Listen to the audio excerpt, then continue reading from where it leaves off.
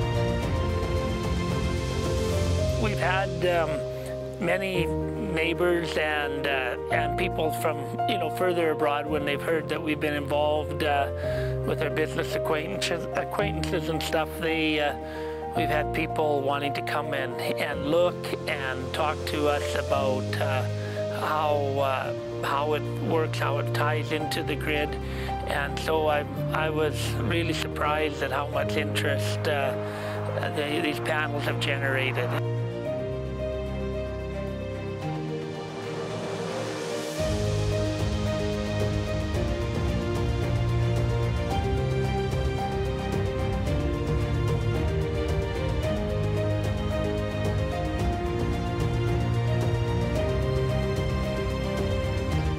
I've been very happy working with EVOLVsolar. I like to say everybody needs to look at their own farm, see how different things, whether it's this or any farming practice, works, but I would recommend that people look into it and see if they can see the benefit it would be to their farming operation.